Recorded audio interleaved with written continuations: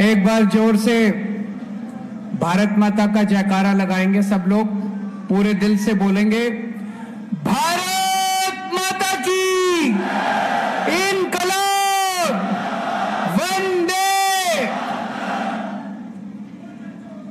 आज इतनी भारी संख्या में हरियाणा के कोने कोने से आए हुए आम आदमी पार्टी के सभी पदाधिकारियों को मेरा नमस्कार, सबको मेरा प्रणाम। इतनी बड़ी संख्या में आज यहां पे सब लोग मौजूद हैं। ये रैली नहीं है, ये आम आदमी पार्टी के पदाधिकारियों का शपथ ग्रहण समारोह है। अगर आम आदमी पार्टी के पदाधिकारियों का शपथ ग्रहण समारोह इतना बड़ा है तो सोचो जिस दिन रैली करेंगे वो रैली कितनी बड़ी होगी।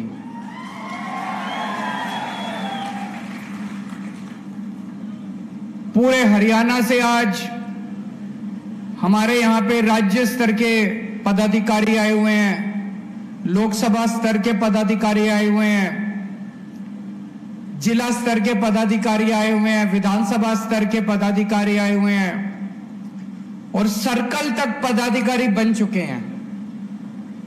सर्कल मतलब हर 5 गांव के ऊपर पदाधिकारी बन चुके हैं। आज यहां पे लगभग 4000 पदाधिकारियों का शपथ ग्रहण समारोह है। 4000 पदाधिकारी। इतने कम समय में इतने सारे लोग हरियाणा के कोने कोने में, गांव गांव में इतने बड़े स्तर के ऊपर लोग जुड़ रहे हैं, टाइम दे रहे हैं, पैसा खर्च कर रहे हैं अपनी जेब से। इसका मतलब लोग मौजूदा पार्टियों से परेशान हो चुके हैं, लोग मौजूदा सत्ता से तंग आ चुके हैं, लोग हरियाणा में बदलाव चाहते हैं, लोग दिल्ली और पंजाब की तरफ देख रहे हैं कि वहां पे इतनी अच्छा माहौल हो गया, इतनी अच्छी व्यवस्था हो गई, लोग बदलाव चाहते हैं। और अभी मैं संदीप भाई से बात कर रहा था, आज सर्कल लेवल तक के पदाधिकारियों का शपथ ग्रहण समारोह है। अगले 1.5 महीने में, आज 3 सितंबर है, अगले 1.5 महीने में 15 अक्टूबर तक हरियाणा के हर बूथ पे 10-10 लोगों की बूथ कमेटी बनके तैयार हो जाएगी।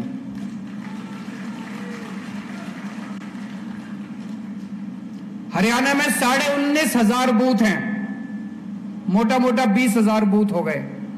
हर बूथ पे 10-10 लोगों की बूथ कमेटी का मतलब पूरे हरियाणा के अंदर 2 लाख आम आदमी पार्टी के कार्यकर्ता नहीं, 2 लाख पदाधिकारी आम आदमी पार्टी के 15 अक्टूबर तक बनके तैयार हो जाएंगे।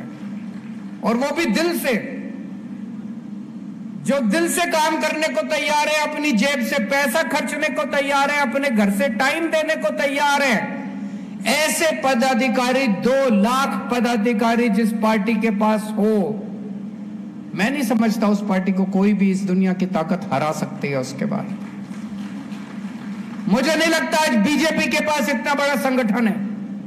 पार्टी बड़ी होगी, उनकी सरकार होगी, उनकी सत्ता भी है, लेकिन आज उनके पास दिल से काम करने वाले मुझे नहीं लगता 1000 कार्यकर्ता भी बचे होंगे जो दिल से काम करेंगे, जो निस्वार्थ भाव से काम करेंगे।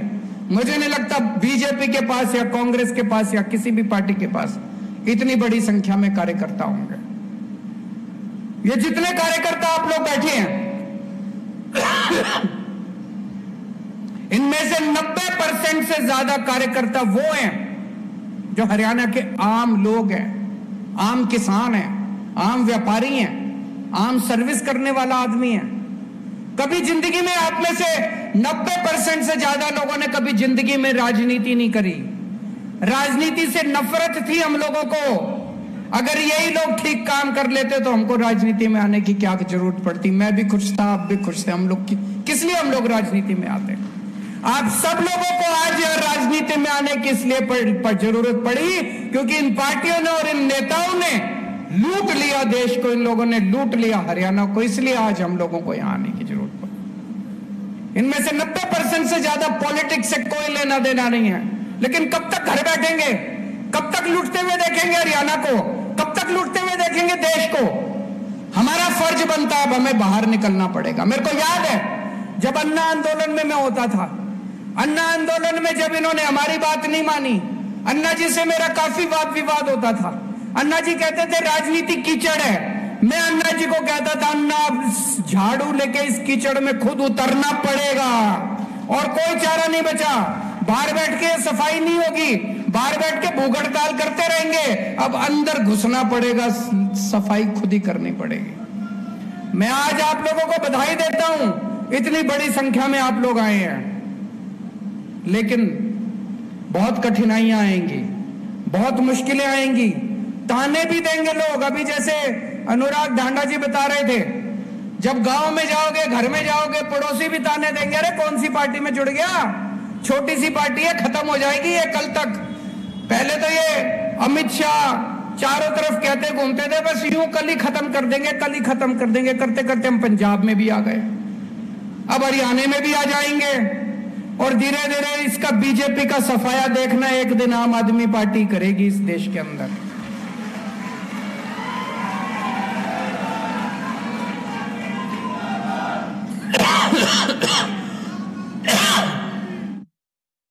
गांव में जाओगे, घर जाओगे, माँ बाप कहेंगे, चाचे ताऊ कहेंगे, अरे कौन सी पार्टी में चला गया, राजनीति करनी है तो कोई बड़ी पार्टी में जा, कुछ मिलेगा तो सही। कहेंगे कि नहीं कहेंगे? ये छोटी सी पार्टी है, इस कौन सी पार्टी में चला गया? याद रखना, हम पद के लिए नहीं आए यहां पे। यहां जितने जने बैठे हैं, अगर पद का लालच है मन में, अगर टिकट का लालच है मन में, कहीं मन के कोने में, तो भाई साहब फिर गलत जगह आ गए। यहां तो ये मान के चलना कि घर फूकने की जरूरत पड़ेगी। देश के लिए आए हैं। आज मनीष सिसोदिया जेल के अंदर है, 6 महीने हो गए। सतिंदर जैन 1 साल फर्जी केस में जेल में रहा था।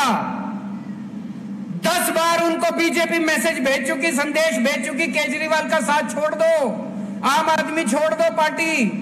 आज अगर मनीष सिसोदिया बीजेपी में चले जाए, कल उसकी बेल हो जाएगी। आज अगर सतिंदर जैन चला जाए, कल उसकी बेल हो जाएगी।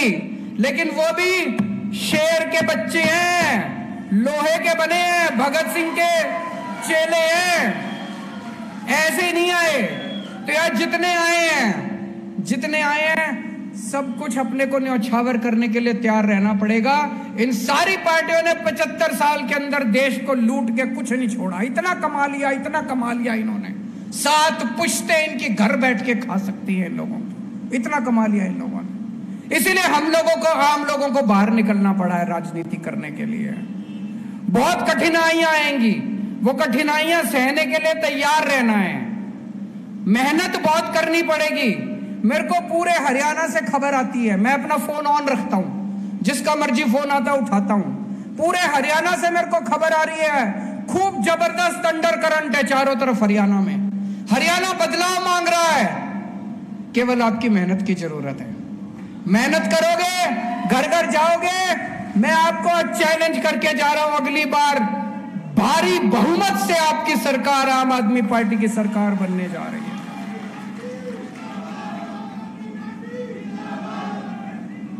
दूसरी चीज, गुटबाजी मत करना। गुटबाजी से कोई भी संगठन खत्म हो जाता है। हमने देखा बड़े बड़े संगठन, बड़ी बड़ी पार्टियां गुटबाजी की वजह से खत्म हो गई। गुटबाजी बिल्कुल नहीं करनी, बिल्कुल निस्वार्थ भाव से घर घर जाके अपने को काम करना है। एक ही लक्ष्य है, जैसे अर्जुन की आंख की तरह, वो मछली की आंख उसने तीर चलाया था, उसी तरह से एक ही लक्ष्य हमारा, हरियाणा में किसी भी हालत में अपने को आम आदमी पार्टी की सरकार बनानी है। और जब तक आम आदमी पार्टी की सरकार बनेगी नहीं, तब तक चैन से खाएंगे पिएंगे नहीं, सोएंगे नहीं। मंजूर है? अभी मेरे को खबर मिली, चारों तरफ हरियाणा में आप लोग गांव गांव में गए थे, बिजली आंदोलन किया था। इतना बुरा हाल है हरियाणा के अंदर। एक छोटा सा कमरा किसी का, एक बल्ब, एक पंखा, एक कूलर, और 10,000 रुपए का बिल आ रहा है, 15,000 रुपए का बिल आ रहा है, 5,000 रुपए का बिल आ रहा है, कोई अंत ही नहीं है। जितना मर्जी बिल बना के भेज देते हैं, उलट सुलट बिल बना के भेज देते हैं। वो बेचारा आदमी बिल ठीक कराने के लिए जाता है, कहते 5,000 रुपए रख तब बिल ठीक करूंगा। करते कि नहीं करते? पैसे मांगते हैं, इतने रुपए रख तब बिल ठीक करेंगे। इतना बिल कैसे आ सकता है? सारे गलत बिल आ रहे हैं। सबसे ज्यादा महंगी बिजली आज हरियाणा के अंदर मिल रही है। और मुझे बड़ी शर्म आई कल जब आपके मुख्यमंत्री खट्टर साहब आके कहते हैं free free free free free. अरे खट्टर साहब, आपकी बिजली फ्री है कि नहीं है? खट्टर साहब की बिजली फ्री है तो हरियाणा के लोगों की बिजली फ्री होनी चाहिए कि नहीं होनी चाहिए? खट्टर साहब की बिजली फ्री, खट्टर साहब के मंत्रियों की बिजली फ्री, और जनता उनके पैसे देगी। क्यों भाई? हम ही बेवकूफ दिख रहे हैं? तो दोस्तों, मैंने देखा लोग कई गांव के अंदर लोगों ने इकट्ठे होकर अपने बिलों की होली जलाई है। बिल जलाए कि नहीं जलाए? लोगों ने कई जगह इकट्ठे होकर लोगों ने बिल जलाए। और चलो बिल भी भर रहे हैं लोग, 8-8 घंटे 10-10 घंटे के पावर कट लग रहे हैं, बिजली नहीं आती, बिल आते हैं। और मेरे को अभी पता चला पंजाब के अंदर किसानों को बिजली के बिल नहीं देने पड़ते, खेती के लिए बिजली फ्री है पंजाब में। हरियाणा में किसानों को बिजली के बिल देने पड़ते हैं। आम आदमी पार्टी की सरकार आएगी हरियाणा के अंदर, जैसे दिल्ली में बिजली फ्री हो गई, जैसे पंजाब में बिजली फ्री हो गई, ऐसे ही हरियाणा में 24 घंटे बिजली कर देंगे, फ्री बिजली कर देंगे। हम हवा में बात नहीं कर रहे, दिल्ली में करी हमने। दिल्ली में जब हमारी सरकार बनी 8-8 घंटे के पावर कट लगते थे, आज 24 घंटे बिजली आती है। फिर जब मैंने दिल्ली में करी, कई जने बोले अरे दिल्ली तो छोटा सा राज्य है, दिल्ली में तो हो ही सकती है, दिल्ली तो शहर है, दिल्ली में तो हो ही सकती है। फिर जब पंजाब में सरकार बनी, 1.5 साल हुआ है भी सरकार बने, 1.5 साल पहले 10-10 घंटे के पावर कट लगते थे पंजाब के अंदर। 1.5 साल में 24 घंटे बिजली कर दी। 1.5 साल के अंदर 24 घंटे बिजली और फ्री बिजली। इसका मतलब हो तो सकता है इन लोगों की नीयत खराब है, या तो नीयत खराब है या करना नहीं आता इन लोगों को। हमारी नीयत भी सही है, हमारे को करना भी आता है। गांव-गांव में जाके बताना पड़ेगा भाई 24 घंटे बिजली चाहिए और फ्री बिजली चाहिए, और किसानों को भी फ्री बिजली चाहिए। एक ही पार्टी कर सकती है। पावर कट चाहिए तो उनको वोट दे देना, बड़े बड़े बिजली के बिल चाहिए तो उनको वोट दे देना, और फ्री बिजली चाहिए तो आम आदमी पार्टी को वोट दे देना। अब अगला प्रोग्राम चालू करेंगे, डोर टू डोर आंदोलन कल से शुरू होगा। घर घर जाएंगे, परिवार जोड़ो आंदोलन। पूरे एक एक परिवार के घर जाना, एक एक परिवार, हरियाणा के एक एक परिवार में जाना पड़ेगा, और जाके शक्ल नहीं दिखानी, बैठना है। हर एक के घर की चाय पी के आनी है, चाहे दूध पी के आना है। हरियाणा में दूध पीते हैं, चाय नहीं पीते, है कि नहीं है? दूध दही का खाना, देसा में देश हरियाणा।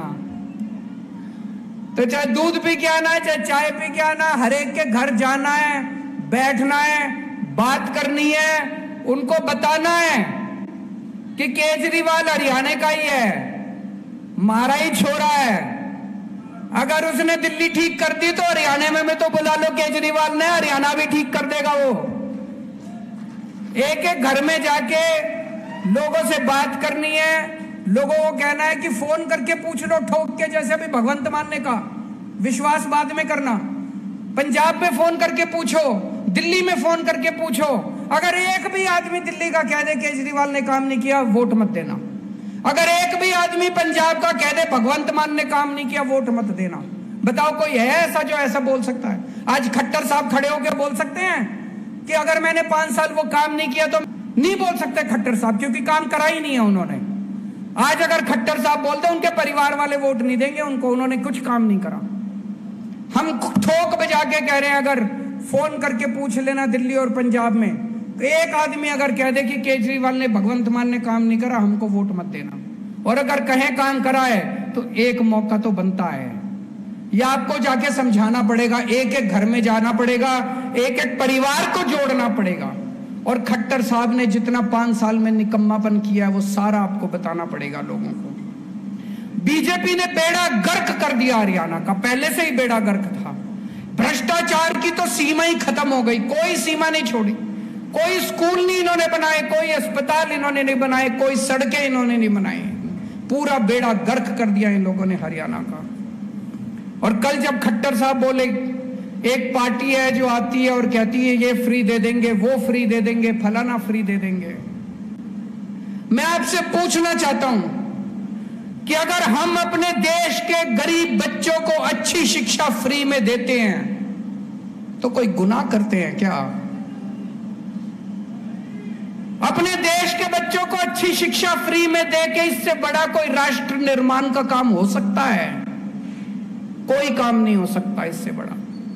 अगर हम अपने देश के लोगों को, गरीब लोगों को, उनके लिए अच्छे अस्पताल बनाते हैं, उनके लिए अच्छे मोहल्ला क्लिनिक बनाते हैं, उनका अच्छा इलाज कराते हैं, उनको फ्री में दवा दारू का इंतजाम करते हैं, तो बताओ कौन सा कोई पाप करते हैं क्या हम लोग?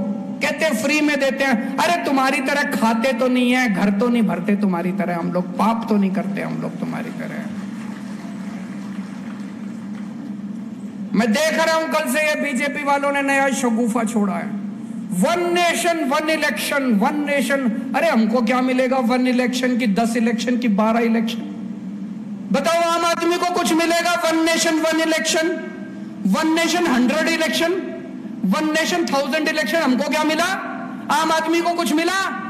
1 nation 1 election, 1 nation 1 education, 1 nation 1 education. सबको एक जैसी शिक्षा मिलनी चाहिए, अमीर के बच्चे को भी, अंबानी के बच्चे को, अडानी के बच्चे को जैसी शिक्षा मिलती है वैसे मेरे किसान के और मजदूर के बच्चों को मिलनी चाहिए शिक्षा। 1 नेशन 1 एजुकेशन होना चाहिए, नहीं चाहिए हम लोगों को 1 नेशन 1 इलेक्शन। 1 इलेक्शन तुम रखो, हमारी वजह से 1000 इलेक्शन करा लो, 2000 इलेक्शन करा लो, हमको क्या फर्क पड़ता है? 1 नेशन 1 एजुकेशन, 1 नेशन 1 इलाज। सबको अच्छा इलाज मिलना चाहिए, चाहे गरीब का आदमी हो चाहे अमीर आदमी हो, अच्छे से अच्छा शानदार इलाज सबको मिलना चाहिए। मिलना चाहिए नहीं मिलना चाहिए? हमारा तो फायदा तभी है जब 1 नेशन 1 एजुकेशन होगा, हमारा तो फायदा तभी है जब 1 नेशन 1 इलाज होगा। हमें 1 नेशन 1 इलेक्शन से क्या लेना देना? तुम्हारे चोंचले हैं, तुम रखो अपने घर अपने चोंचले।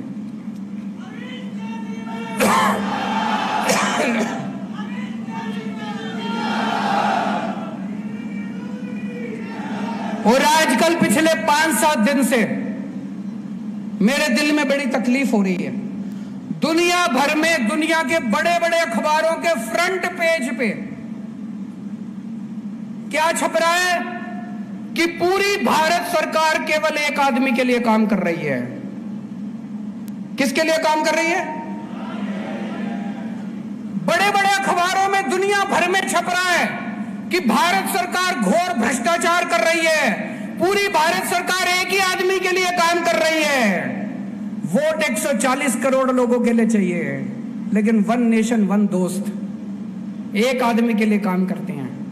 हमारे देश का युवा आज दर दर की ठोकरें खा रहा है बेरोजगारी से, लेकिन जब जाते हैं इनके पास तो पूरी सरकार सारे एयरपोर्ट उठा के दे दिए उसको, सारी कोयले की खदानें उठा के दे दी उसको, आसमान उठा के दे दिया, पाताल उठा के दे दिया, सारा भारतवर्ष उठा के दे दिया, और वोट लेने के लिए हमारे पास आते आइए।